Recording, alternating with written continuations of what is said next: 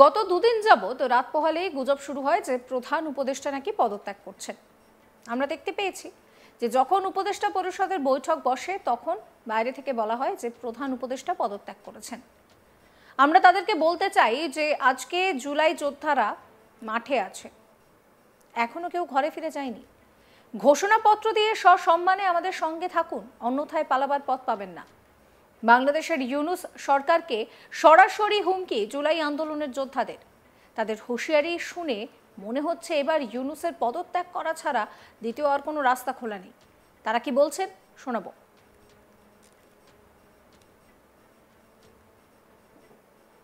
গত 2 দিন যাবৎ রাত পোহালে শুরু হয় গুজব। সে গুজব কি? প্রধান উপদেষ্টা নাকি পদত্যাগ করছেন। আজ দুপুরে আমরা দেখতে পেরেছি যখন উপদেষ্টা পরিষদের বৈঠক বসে তখন বাইরে থেকে বলা হয় প্রধান উপদেষ্টা পদত্যাগ করেছেন। আমরা তাদেরকে বলে দিতে চাই আজকে জুলাই যোদ্ধারা মাঠে আছে, এখনো কেউ ঘরে ফিরে যায় নাই। যতক্ষণ পর্যন্ত জুলাই যোদ্ধাদের নিরাপত্তা নিশ্চিত না হবে ততক্ষণ পর্যন্ত জুলাই যোদ্ধারা ঘরে ফিরে যাবে না। আমরা স্পষ্ট করে বলতে চাই, যারা নির্বাচন করছেন, যারা ক্ষমতার দাপট দেখাচ্ছেন, এই দাপট থাকবে না। শেখ হাসিনাকে দেখেছেন 15 বছর কি করেছে, টিকতে পারে নাই। আপনারা 9 মাস কিভাবে টিকবেন? এত সহজ না। ইউনূস সরকার এখন ঘরে বাইরে চাপে। একদিকে যখন প্রধান উপদেষ্টার পদ থেকে মোহাম্মদ ইউনূসের ইস্তফা নিয়ে জল্পনা তুঙ্গে, তখন শেখ হাসিনার দল আওয়ামী লীগকে নিষিদ্ধ করায় প্রবল আন্তর্জাতিক নিন্দার মুখে বাংলাদেশের অন্তর্বর্তী সরকার, যার নির্যাস একদিকে দেশের ভিতরে রাজনৈতিক অস্থিরতা, সেনাবাহিনীর চাপ এবং জনমনে অসন্তোষ, অন্যদিকে আন্তর্জাতিক মহলে কড়া সমালোচনা। সব মিলিয়ে মোহাম্মদ ইউনূসের নেতৃত্বাধীন এই সরকারের সামনে বড় চ্যালেঞ্জ। তারই মধ্যে জুলাইয়ের রাজনৈতিক ও প্রশাসনিক শক্তির মধ্যে ফাটল তৈরি ও ভারতীয় আগ্রাসনের বিরুদ্ধে প্রতিবাদ র্যালি ও বিক্ষোভ সমাবেশ করেছে গণ অভ্যুত্থানের সঙ্গে সংশ্লিষ্ট 80টি সংগঠনের ঐক্যবদ্ধ প্ল্যাটফর্ম জুলাই ঐক্য। আর এই সমাবেশে জুলাই ঐক্যের সংগঠক ইসরাফিল ফারজি বলছেন যে গত দুদিন ধরে শোনা যাচ্ছে যে গুজব প্রধান উপদেষ্টা নাকি পদত্যাগ করছেন। আমরা দেখতে পেয়েছি যখন উপদেষ্টা পরিষদের বৈঠক বসছে তখন বাইরে থেকে বলা হয় যে প্রধান উপদেষ্টা পদত্যাগ করেছেন। আমরা তাদেরকে বলতে চাই যে আজকে জুলাই যোদ্ধারা মাঠে আছে, এখনো কেউ ঘরে ফিরে যায়নি। যতক্ষণ পর্যন্ত না জুলাই যোদ্ধারা নিরাপত্তা নিশ্চিত করতে পারছে ততক্ষণ পর্যন্ত জুলাই যোদ্ধারা ঘরে ফিরে যাবে না। আমরা স্পষ্ট করে বলতে চাই, যারা নির্বাচন করছেন, যারা ক্ষমতার দাপট দেখাচ্ছেন, এই দাপট থাকবে না। শেখ হাসিনাকে দেখেছেন 15 বছরে কি করেছে, টিকতে পারেনি। আপনারা 9 মাস কিভাবে টিকবেন, এত সহজ না। শোনাবো তার কথা আরো একবার। গত 2 দিন যাবৎ রাত পোহালে শুরু হয় গুজব। সে গুজব কি? প্রধান উপদেষ্টা নাকি পদত্যাগ করছেন। আজ দুপুরে আমরা দেখতে পেরেছি যখন উপদেষ্টা পরিষদের বৈঠক বসে তখন বাইরে থেকে বলা হয় প্রধান উপদেষ্টা পদত্যাগ করেছেন।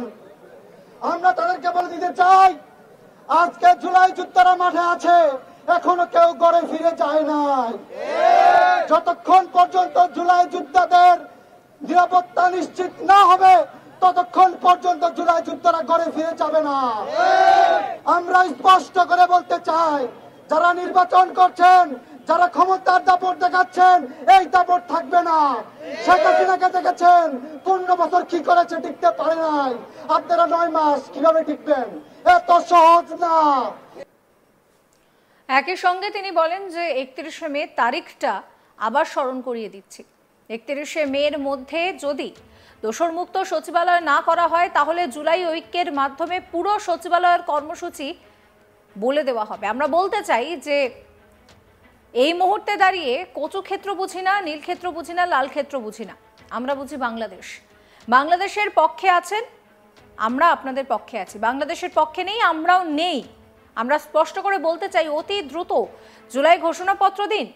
যে সময় আপনারা বেঁধে দিয়েছেন সেই 30 দিন বলছি আমরা, ঘোষণাপত্র নিয়ে সসম্মানের সঙ্গে আমাদের সঙ্গে থাকুন, অন্যথায় পালাবার জায়গা পাবেন না। ইসরাফিল ফারজির আরো কথা শোনাবো আপনাদের।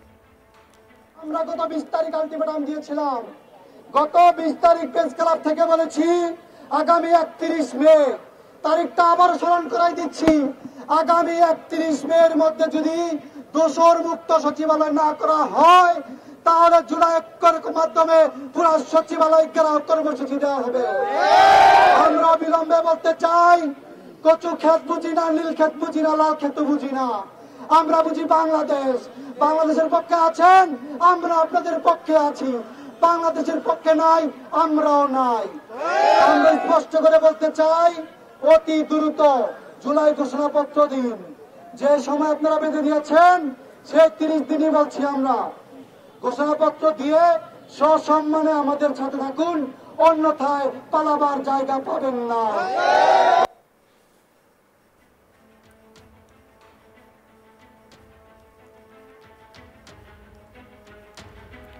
গত 12ই মে রাতারাতি আওয়ামী লীগকে নিষিদ্ধ ঘোষণা করার সিদ্ধান্ত ভালোভাবে নিচ্ছে না আন্তর্জাতিক মহল। প্রায় 75 বছরের পুরনো দল দেশের স্বাধীনতা সংগ্রামে নেতৃত্বদানকারী আওয়ামী লীগকে সন্ত্রাস বিরোধী আইনে সংশোধিত ধারা ব্যবহার করে নিষিদ্ধ ঘোষণা করা হয়েছে।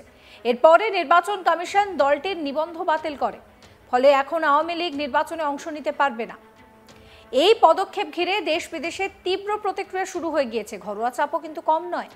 বাংলাদেশের সংবাদ মাধ্যম সূত্রে জানা গিয়েছে, সেনাবাহিনীর শীর্ষ নেতৃত্ব সম্প্রতি এক বৈঠকে স্পষ্ট জানিয়ে দিয়েছে তারা চায় ডিসেম্বরের মধ্যেই একটি নির্বাচিত সরকার ক্ষমতায় আসুক। সেনাপ্রধান জেনারেল ওয়াকারুজ্জামান কয়েকটি নীতিগত সিদ্ধান্ত নিয়ে অসন্তোষ প্রকাশ করেছেন। এর ফলে বোঝাই যাচ্ছে দেশের শক্তিশালী মহলগুলিও ইউনূস সরকারের পদক্ষেপ মেনে নিতে দ্বিমত পোষণ করছেন। এখন প্রশ্ন হচ্ছে যে নির্বাচন হবে তো কাদের নিয়ে? দেশের সবচেয়ে বড় রাজনৈতিক দলই যদি নির্বাচনের বাইরে থাকে, তাহলে সেই নির্বাচন কতটা স্বচ্ছ এবং গণতান্ত্রিক হবে তা নিয়ে প্রশ্ন উঠছে। সাধারণ মানুষও দ্বিধায় রয়েছেন। যারা আওয়ামী লীগের সমর্থক তাদের মধ্যে ক্ষোভ বাড়ছে, আবার যারা সরকারের পক্ষে তারা ভাবছে যে এই নিষেধাজ্ঞা দেশের শান্তি ও স্থিতিশীলতার মধ্যে অন্তরায় তৈরি করতে পারে।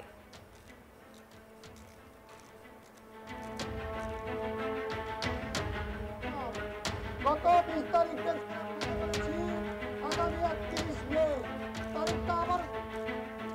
তারই মধ্যে জুলাই ঐক্যের তরফে পরিষ্কার জানানো হচ্ছে যে তারা কাদের পক্ষে রয়েছেন, তারা বাংলাদেশের পক্ষে রয়েছেন। তারা নীল ক্ষেত, কচু ক্ষেত এসব কিছু বোঝেন না।